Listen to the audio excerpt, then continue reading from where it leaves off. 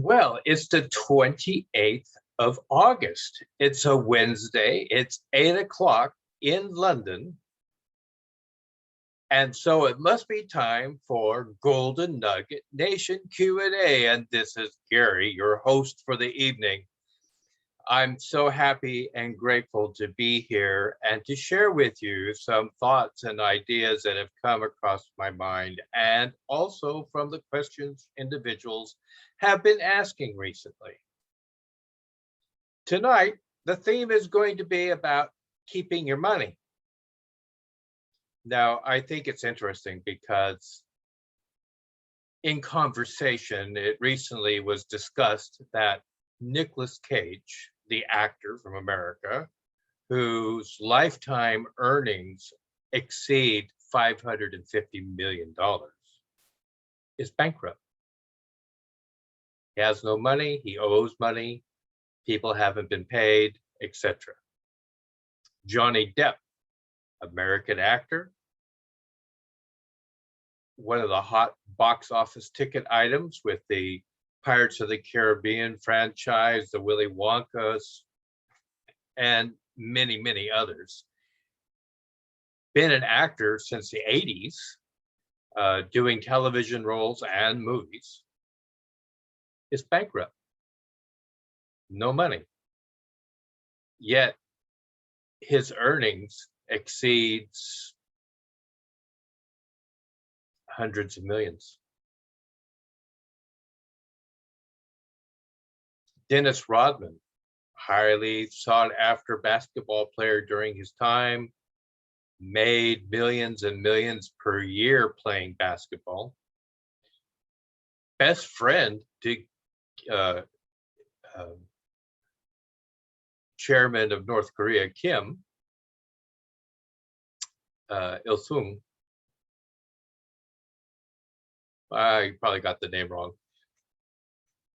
But a frequent visitor, bankrupt, broke, no money.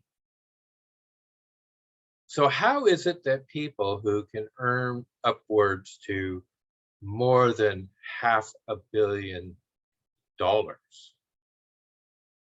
in the course of 20, 30 years of earning that money don't have it anymore? It's gone. You know, sometimes money comes so quickly, so fast, that they don't count on it ever coming to an end.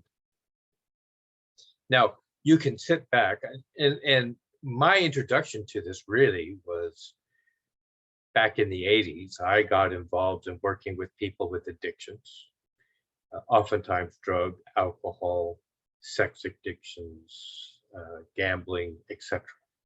All of this stuff truly exists and is a problem.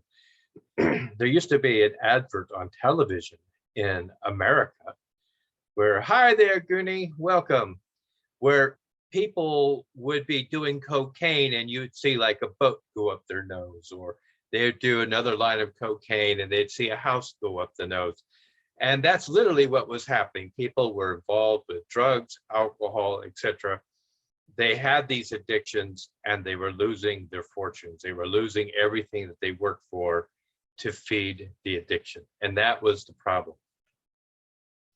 And so what I think people need to keep in mind is whenever you start something as an entrepreneur, you really need to begin with the end in mind. What's it going to be like with your money at the end of the day? How are you going to take care of it? And one of the best things that I've ever come across, I'm going to just put this up, and I know you can read the title, is The Richest Man in Babylon. It's like 91 pages in this edition. It's the original edition of the story. And it's teaching correct principles in a parable, fable format. It's written by George S. Clason. And I recommend that everybody get it.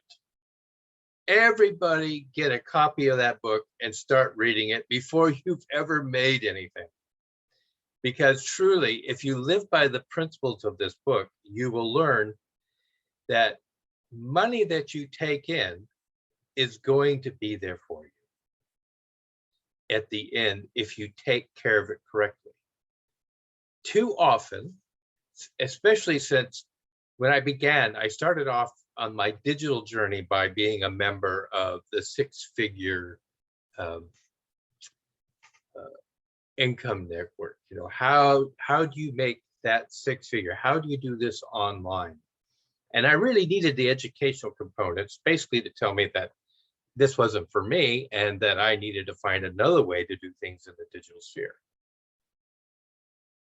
But one of the things I came across is you'd have somebody who would cheer that, you know, this month they made $10,000. And if you can do that every month, you definitely are going to be in the six-figure annual income bracket. It's just going to happen more than just breaking into it. You'll be in it. And all the time, you would find out that this person dropped out after a couple months. Well, what happened? They were just spending the money like crazy. And now they didn't really have any money to pay for anything. They couldn't afford to even just keep going. Well, how can you do that? You made so much money. Well, number one, they never counted on taxes. And taxes oftentimes, especially in some countries like Britain, you're supposed to pay them in advance. You know, quarterly, you need to figure out how much you're going to make this quarter and pay that in advance. And then if you don't pay it, you have to pay the additional amount. There might be a fine or a fee, and you have to pay the next quarter. And so all of a sudden they don't have the money. People go out and buy things that really do not add value. You know, just because you can now make the down payment on a fancy automobile doesn't mean that's really the thing that you should be doing, but people do that. And so by reading this story, this parable, if you will, you come across this story where you're talking about a young man who is just like all the other boys that he grew up with. They were all pretty much not wealthy. They all went to school together. They knew that he didn't have any great abilities, etc. But the one thing he did have was he had some discipline. And in the course of being just a worker, he happened to come across a man who had great wealth. And he befriended the man and asked him, how do you do this? How do you become like you? And the first thing he's being told is, well, the first thing you need to do is you need to start to have money so that you can make money. And this is how you do it. He said, of all you do, you pay 10% to yourself. You set that aside until you have enough that you can do something with it. And the next thing he teaches them, and this is a big thing, you know, when people start to make money, the first thing that they discover is that expenditure is out of control. You know, I mean, you've been living in poverty despite the fact you mentally are living in abundance. And suddenly you have the abundance, but it's out of control. You are buying things that you have longed for or you wished, or wouldn't it be nice if, or I'd like to give this gift to somebody. And what he's telling you is that if you wish to keep your money, you need to be in control of your money. And then you need to find ways to take your money to make it grow, make it multiply, do different things to make your money multiply. And there's all kinds of people on this planet who will help you to do that. Now, some of them you really have to watch very closely. You need to do your due diligence. You need to make sure that those with whom you wish to pursue or earn money with are also making money already doing the same thing, and that there's no scamming, there's no padding of the paperwork, that It's all up and open. And I really love the example in this story where the protagonist of the story decides to take his first amount of money and give it to a guy who like makes pots. And what the guy who's going to make pots is going to do with his money is he's going to go buy some jewels. He says, so that they can bring it back and try to sell the jewels at a higher rate in their town, Babylon. But of course, the guy's a potter. He doesn't know anything about jewels. He doesn't know the difference between jewels and glass. And of course, he gets cheated. He comes back. He's got worthless gems. And this young man goes to the old man and talks about how he was angry. And the old man just kind of laughs at him and says, why did you give the potter your money to go buy something he knows nothing about? If he was going to go buy pots, okay.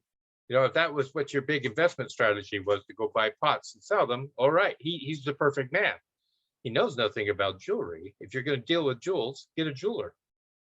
You know, get somebody who knows what you're dealing with. And so that leads to the next principle. You need to guard whatever profits you make from loss. You've got to guard carefully what you earn and protect it and keep it safe. And part of keeping it safe is keeping it safe from you and your appetites and your passions and your desires. He says you need to make the place you dwell a profitable investment. How many people do you know in your life who have bought lavishly a beautiful home for themselves, and they spend the rest of their lives working like crazy just to keep it up to date, pay the monthly mortgage, so they keep the roof over their heads, and they're a slave to the home? You know, you got to make sure that whatever you buy is profitable for you, so that you can keep fattening your purse, so that you can keep control of your expenditures, so that you can make your money multiply. And then you have to ensure a future income. And how do you do that? Is you make the money, if you view it as children, the profit that comes from this money goes into other things that create profit, more streams of income. And as you diversify the multiple streams of income, you don't need quite so much income from any one stream, because all the streams are contributing together to get you this future income. And so don't sell the children off, have the children working and have their children working and have their children working, so that you eventually do have this future secure, bulletproof income. And one of the people who I think does a great job here on the Facebook is Trish Davies in Australia. She has a wonder. She over the last 20 or so years, or maybe 25 years, she has built up a real estate empire that is bulletproof. It's recession proof. Her income doesn't really fluctuate at all. It's always there. She never has to worry about money, and she didn't start from that position. But that's where she's ended up now. And so I recommend that you look into how she did it. Not that you do the same thing, but to understand those correct principles. Also, there's a final thing. Always increase your ability to earn. And that usually means you need to educate yourself. You need to keep yourselves open to opportunities. Don't close yourself off. Don't sit there and say, well, I'm doing this one thing and it's really doing really well. Okay, great. That is probably what the best manufacturer of buggy whips said in 1899. We're the best buggy whip manufacturer. We're not interested in what the rest of the world is doing. We're just going to make these buggy whips. But come along 1819, 1919, buggy whip manufacturers were pretty no longer in vogue, but you had this guy like Henry Ford, you know, Mercedes-Benz, you know, these people were building cars and people were buying. And you don't need a buggy whip when you have a car. And so keep in mind, you constantly got to be learning. You just can't get stuck in the one phase that you're at. Most of you are working on becoming digital entrepreneurs. If you're here with Gary's Glorious Nuggets, usually you came in because you wanted to hear more about what digital entrepreneurs were doing. Yeah, we just had a break. The internet got unstable. Well, I hope everything's all right. But here we go. People make these decisions because they come in and say, look, I want to try to be a digital entrepreneur. Good. Become one. Diversify. Get something that works and keep it going. Find something else that works. Keep it going. Find out if you got some other thing that can enhance what you're already doing, but keep going. The number of people who come in to become digital marketers and discover that that doesn't work for them, but they also discover, hey, I like exercise. I want to be a coach as far as exercise, or I want to run big gym classes. Oh, you know what? People need sportswear. I'm going to do a sports line. Those people are the ones that are already diversifying, finding multiple streams of income. You know, just imagine if you had 10 multiple streams of income and each one of them made you £1,000 a month. You've got your 10,000 pounds. If you had one stream of income and you have a bad month, you're kind of messed up. But if you have 10 streams and one of them messes up, you still got about 9,000 pounds plus whatever you made in the other one. So diversify. Don't get stuck in the same stream. Get so many streams. I mean, how do oceans develop? They don't come from just one river. There are thousands of streams and rivers that are all joining together, and great waters are flooding into the ocean from the continents where rain has fallen from the sky, and it just becomes a cycle that keeps going. Learn from nature, learn from what's going on, learn from the people who are not only making money, but keeping it. One thing to also keep in mind is we've heard, if you're hanging around with people who are like an affiliate marketing, you always hear about the guy who found out that his money was really in his mailing list. And whenever he came across a new idea or a new product that was really good, he would send it out to the group. And, you know, so much money came in, he would buy like he said, I could buy my $150,000 car, you know, that I've always wanted to have. And it came in off of just one mailing. And I'm able to duplicate this every month, you know, where I'm able to put out one really great item to the group in like a monthly newsletter, and people see a video of it. They say, hey, that's a great thing. And then a bunch of people buy it. And because he's an affiliate, he's put an affiliate link on it. He's made some money, a lot of money, you know, based on the size of the mailing list. And then you hear them say, you know, at one point, I wasn't really paying close attention. I just saw something that looked sparkly and shiny and interesting. I never looked into it. I never ordered one for myself. I just took a video off the internet of what they said that they were doing and selling, and I sent it out as a blast to my entire mailing list, and everybody unsubscribed after getting it. I sold a lot of them, but people were so angry with me, they just unsubscribed from me. They didn't want to have anything to do with it. And my relationship with these people was lost. My source of income was lost, and it was all my fault. I own it. I did that. You have to keep your eye on the ball, and that's all there is to it. Now, I want to give you a preview of what's going to happen next week. Next week, we're going to have Andrea Barragan. Andrea, I posted it in the Golden Nugget group, wrote a wonderful article, and I hope you go in and you read it, because we all have had this experience where we have a plan and our head keeps banging against the wall and it's not happening. People are rejecting us. We're getting constantly no, we're getting rejected. And Andrea has reframed this beautifully into a phrase that this is God's way of saying, wrong direction, my child. You're going the wrong way. You're not doing it right. And I've asked Andrea to come in next week and to share with us this story.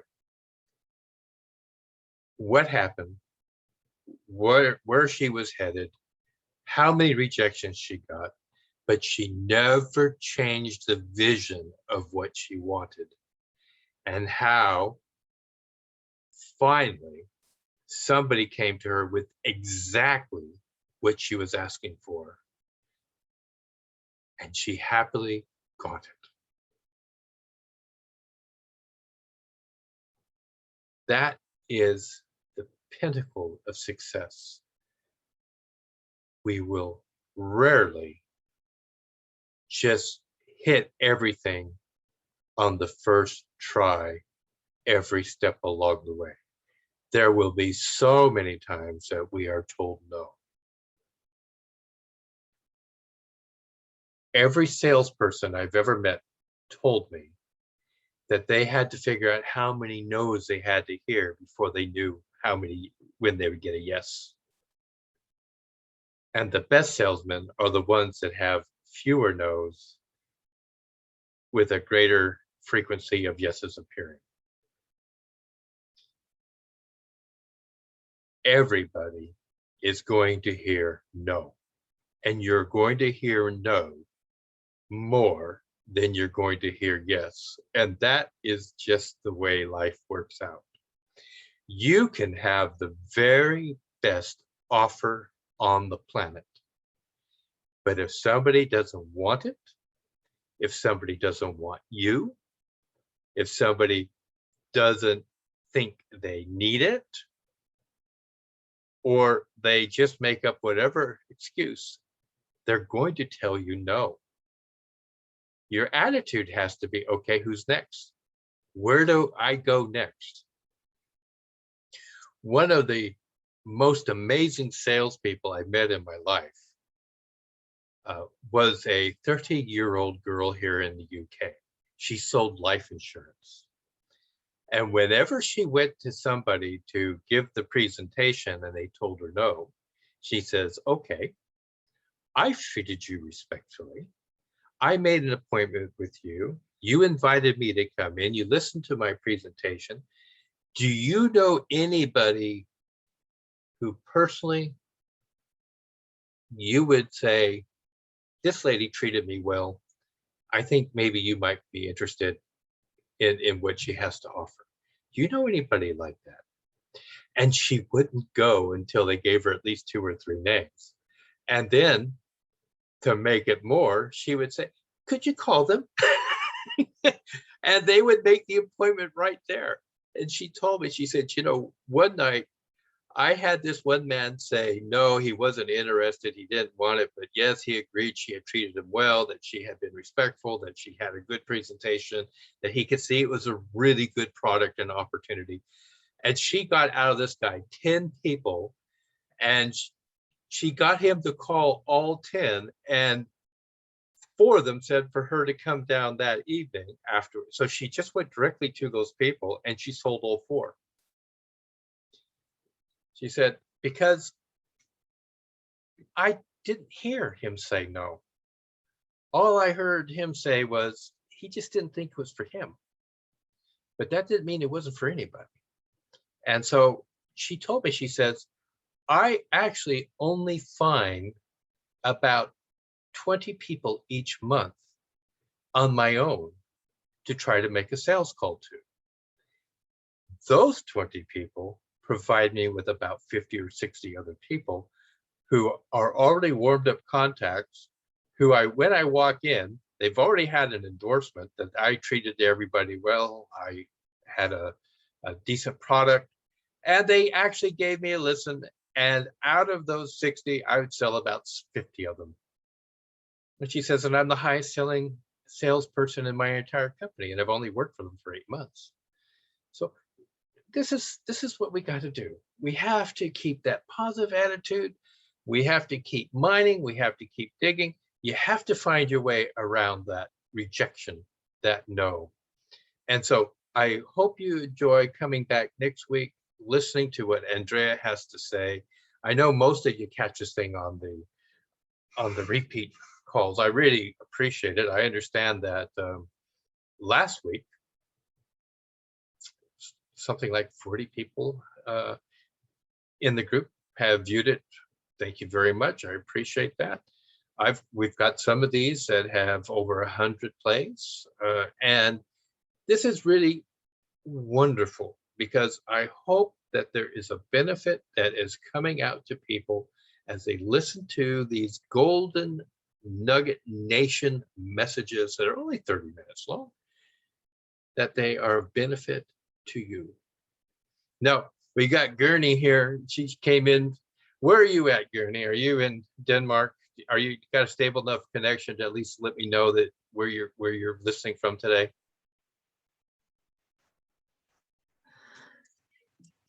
Hi, Gary. Hi. Yeah, I'm in Denmark. So I'm like 1 hour ahead of you, I think. Oh my goodness. Well, that's why we only make this thing a half an hour long, because we have people in Europe, it's 9:30 and they can still get ready and get to bed on time if that's what they want to do. So how is things going for you, Gurney? How's business? How's your life? My life is great, Gary. It's a gift. It's wonderful, and it's hard work. But I think that's the beauty of life, is that you always have the possibility to grow, right? Mm-hmm. And starting your own online business is the most effective way to grow, I would say.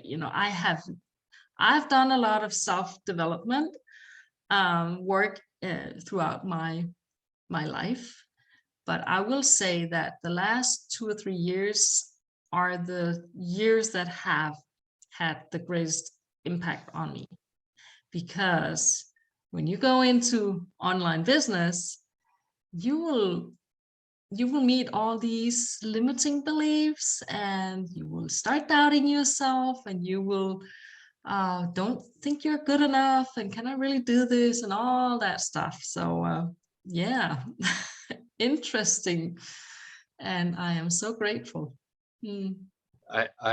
I don't know about you, Gurney, but the biggest surprise to me about becoming an entrepreneur was the spiritual growth. I knew that I'd get growth in like how to do tech things. I knew I'd get growth in how to negotiate or how to share with people, etc. I knew that would be a growth factor.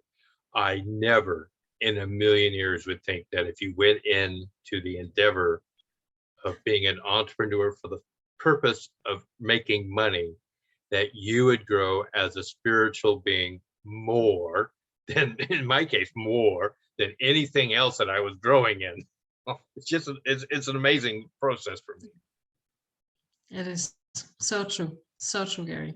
Yeah. And another thing I am very grateful about this journey is that I have met so many people like you and other amazing, so powerful people. It's like when you immerse yourself into this business or entrepreneurship, you will meet people that are so valuable to have by your side, because they are the mindset, the belief in this, you can do this.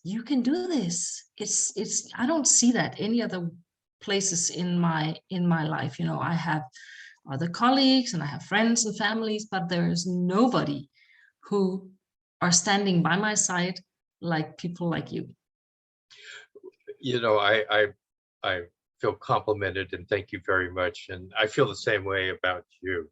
But I want to bring this a little bit back to the old life when I worked for somebody else. They were always limiting me. Don't think outside of this box. This is the rules. This is the policy. This is the procedures. Don't say this to people. Don't lead them away from this so they don't go there. That kind of a thing. And all of that made me feel icky. All of that. And becoming an entrepreneur, I guess if you're going to be an icky person, you can be an icky entrepreneur if you want to. But I find it so liberating because I can be me and I can polish me in a direction in which I need to grow, want to grow, so that my income can grow. And I have to be responsible for everything. I can't blame some department because I'm in charge of that department too. Yep. That's the way life goes. Yeah. But I must say, Gary, one thing I have learned the last couple of months is that there are some things that I need to outsource. Because if I try to do it all by myself, it takes my energy. It takes my the fun out of it. It takes my joy out of what I'm doing. So right now I'm actually starting to outsource, for example, my bookkeeping. that is one thing that it just drains my energy, and I just realized, there are people who love to do bookkeeping. Let those beautiful people do the bookkeeping for me, and I can use my energy and my beautiful and wonderful inspiration on what I'm good at, right?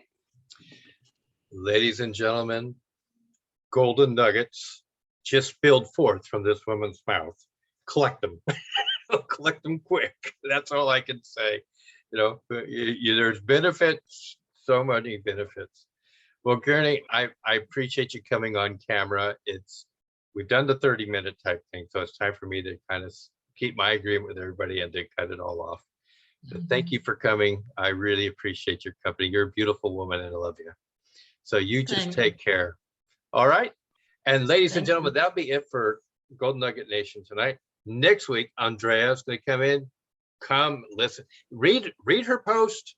I stole it from where she actually originally posted it and put it into ours. I told her I was doing it because the story is lovely. It teaches so many correct principles. And I'm asked her to come in and we'll talk about it next week. So join us next week. It will be the first Wednesday and also the first day of September. So we'll see you then. It'll be 8 o'clock London time, 9 o'clock Central Europe time. Huh? Okay. Thank you so much. Bye, everybody.